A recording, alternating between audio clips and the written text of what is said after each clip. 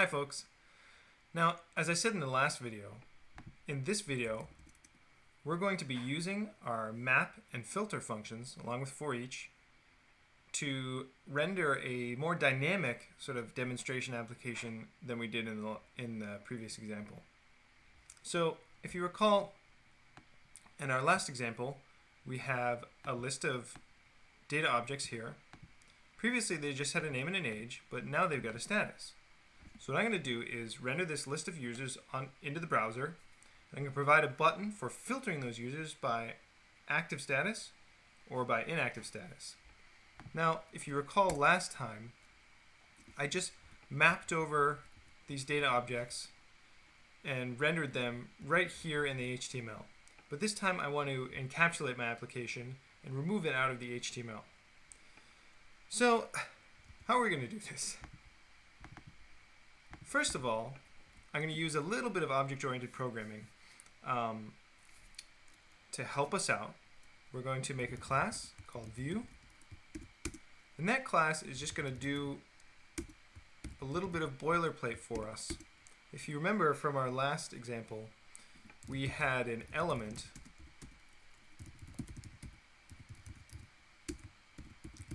and that was a div, and we use this element to append into the DOM. And we also have some data. Each one of our views is going to have a little bit of data that it receives. And so we want to just sort of automatically do these two things no matter what kind of view we're working with. So what's the first kind of view that we have? The first view is our list of people. Let's call it a people view. Now this people view extends the view, our view class, so we don't really need to mess around with the constructor much here.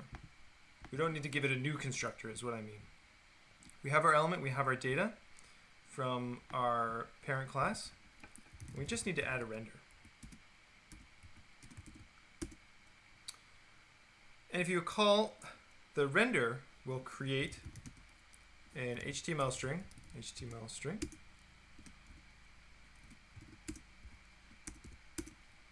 which contains the name of the user.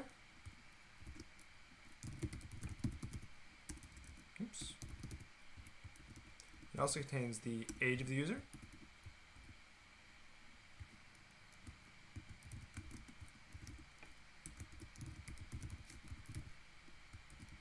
And this time we're also going to include the status of the user.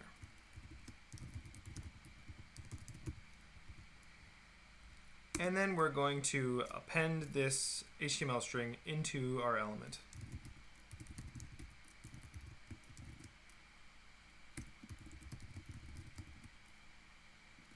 Whoops, that's not how that works.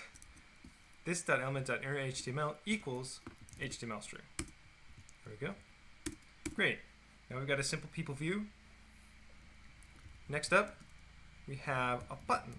Whoops. Oh, I forgot to say what we're extending here. People view extends view, and button view also extends view.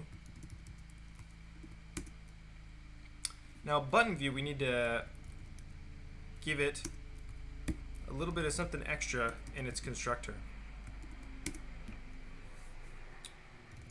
We'll call the constructor of the parent class with super, passing in the data.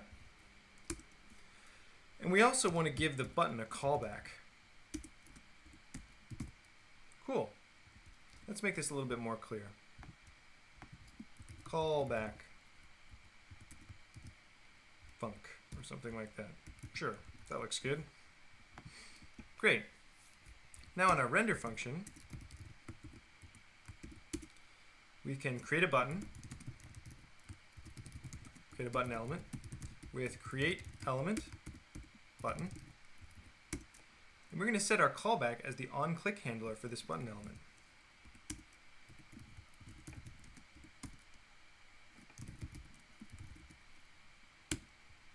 Great.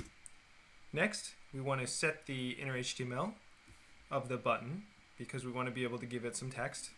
So we say button element dot Innerhtml equals this.data.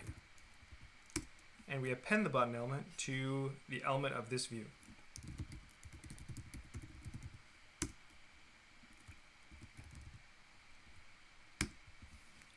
Notice that when we're dealing with an actual element here, document.createElement creates a DOM node object. In that case, we have to append that DOM node object to our element with append child. And when we're dealing with a string, then we just set the Innerhtml. Okay, now we've got our people view and our button. What do we need next? Next, we're going to make something called a controller. The controller is sort of the brains of the application. It handles the rendering of all the child views, and it also handles events. So we're going to make our new class called controller. It extends view just like the other ones, but we're going to need to add a few things to the constructor here. So the controller is going to receive not only data, but a parent node, which is going to be the DOM node in the browser that our application is going to render into. Great, so we call super with our data, and then we add the parent node.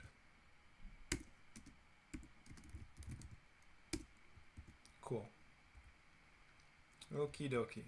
Now another thing we're going to do in our controller is we're going to create a copy of our data. The reason we want to have a copy of the data is we want to store data both for filtering purposes and for display purposes. And we want to keep the two separate.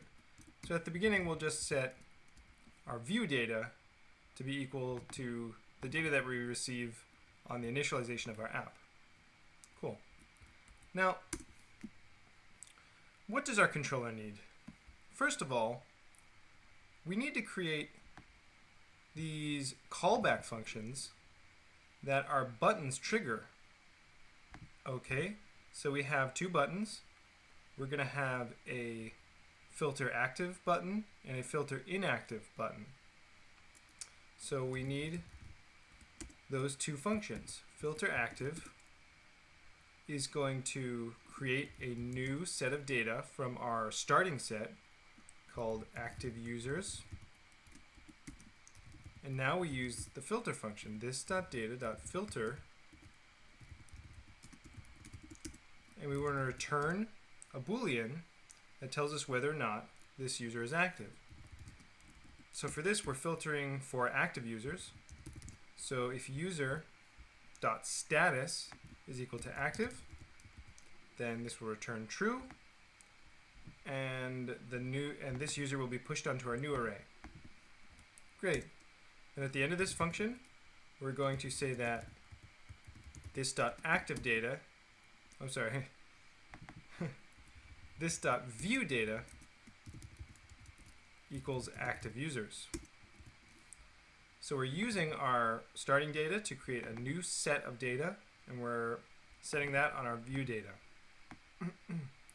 Now, the next function, filter inactive, is going to be very similar, so we can reuse a lot of this code. You can just call it inactive users, and we want user status to equal inactive. Okay, cool.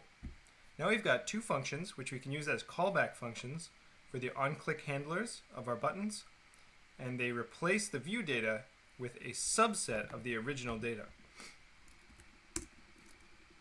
Okay, now our controller needs to handle the rendering of the application. And for that, we need to have copies of all the views that we want to render. So let's create a function for that purpose called buildChildren. Now buildChildren is going to first create an array, an empty array for our children, for our child views rather, and we're going to push all our child views onto that array. So this.children.push. First, let's create our buttons. We're going to want a new button. And what's the API for our button here? Button takes data, which is the inner HTML of the button element. So it's the text inside the button. And it takes a callback function.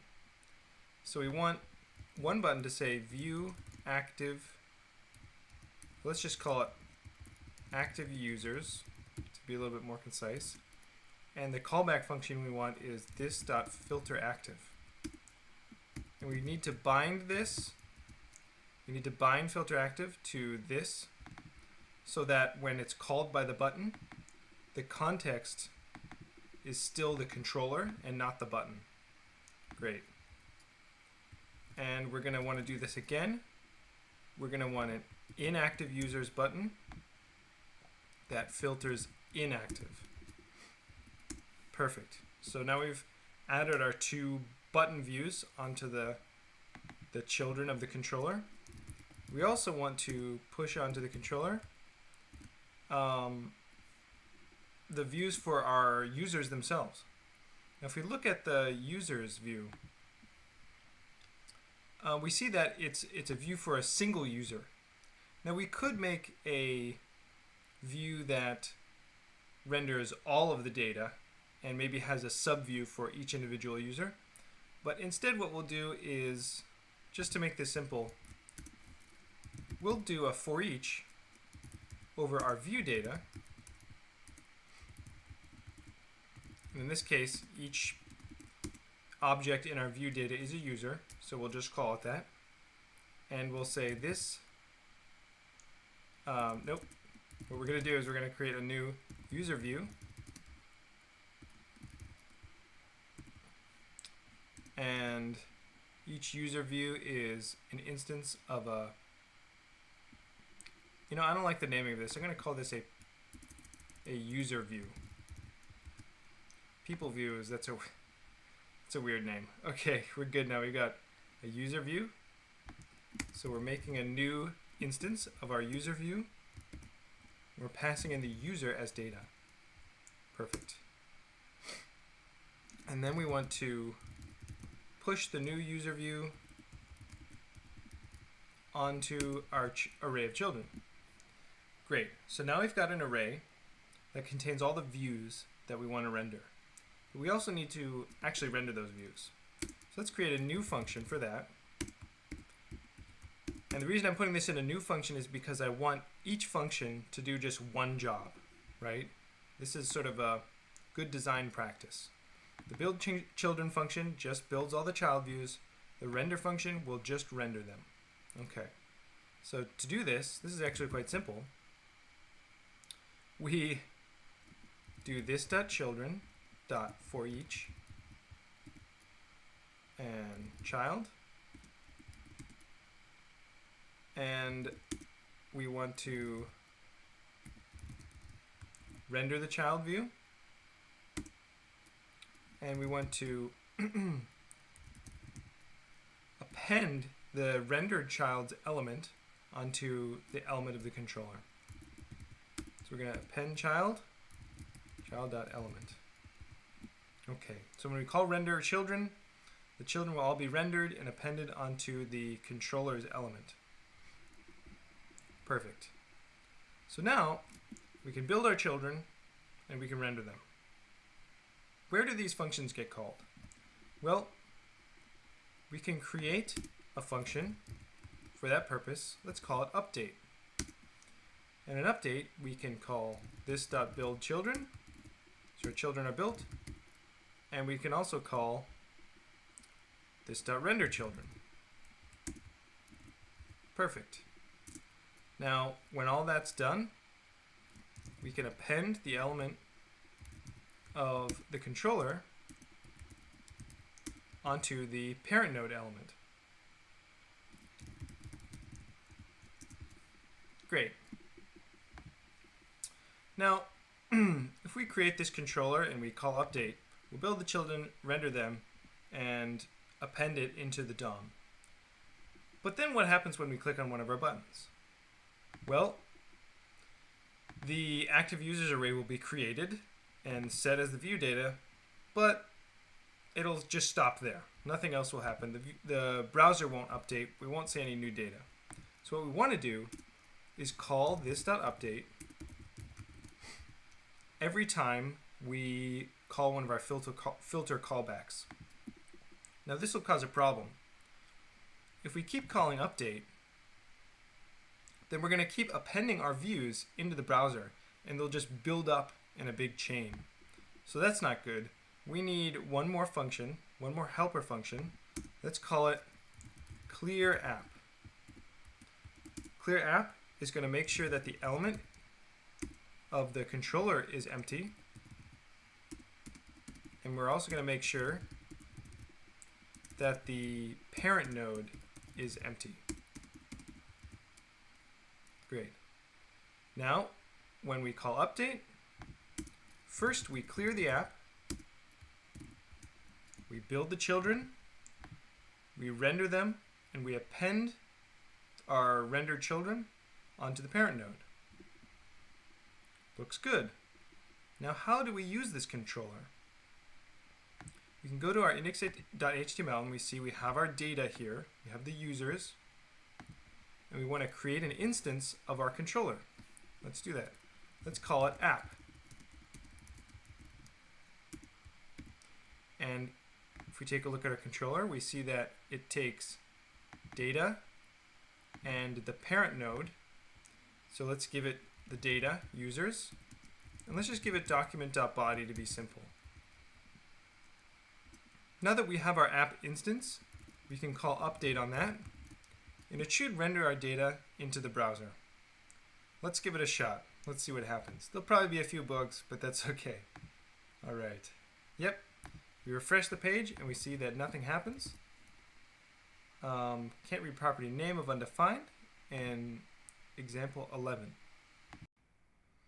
Okay, so I tried my app, and it didn't work at first. So I went back and did a little bit of debugging. I didn't want to record that because that would be probably boring for you guys.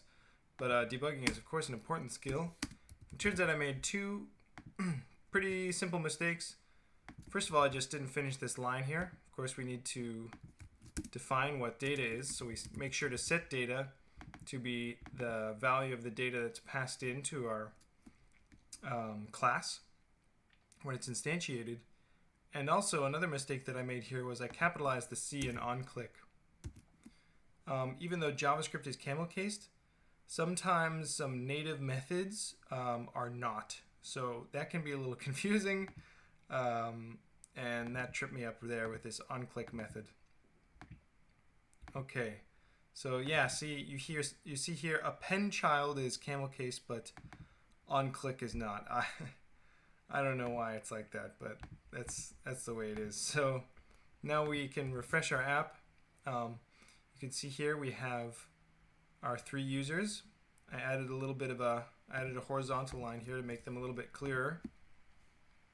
It's of course still extremely simple, but you can see that now we can filter our users. So now we have Joe and Sue who are both active, and we click on inactive, and we just see Dawn, who is our one inactive user. And as you can imagine, it's pretty easy to modify this application. We can say reset data, and then all this will do is this.viewData equals this.data. So we're setting our view data back to the original data. We can add a new button. Let's just call it all users, and then give it the callback of this.reset data. And now we can filter by inactive and then reset to, oh, whoops. Right, this.update. We have to remember to update our application after resetting the data. Let's try that again. Inactive users, all users. Active users, all users. Great. Now we've got a simple interactive view here, which we made with just a few JavaScript classes. And you might be wondering, which you should be, about how efficient this architecture is. So you can see that every time I click one of these buttons, we are clearing out the app, which means emptying the entire DOM tree in the browser. We're also building children, which recreates all of our views. And then we're rendering them, we're appending them onto our controller, and then setting that new DOM tree onto the parent node in the browser. Now, that's not very efficient, of course. But of course, this is a small sort of example application. And for really small apps like this, you really don't need an efficient architecture. As you can see, it works really quickly just because we're only dealing with a few data objects. If you are going to make a larger application, then you should probably use a library or a framework. But as you can see here, this is completely vanilla JavaScript. We're using a few ES6 conveniences, but other than that, there's no jQuery, no React or Backbone or anything like that. And also, this is sort of a pattern I like, which is to create the most naive implementation first, and then you check to see if it works well. So you save time on optimization if you start out with a simple implementation and only optimize in those places that actually need it. So when you're making a simple application like this, you might not have to do any optimization, but it would be a very interesting thought experiment to think of ways that we could optimize this application. Let's say we actually wanted to build an app like this where you have maybe hundreds of users and you want to filter them by different properties. Well, how could you optimize it? How could you limit the re-rendering? And how could you limit clearing out the DOM, right? You don't really want to empty the DOM and re-render the whole DOM tree each time if you've got a lot of DOM nodes in the page. And you can think of ways to do that on your own, or you can just use a framework like React, which will take care of it for you, which is probably the best thing to do if you're working with a complex application.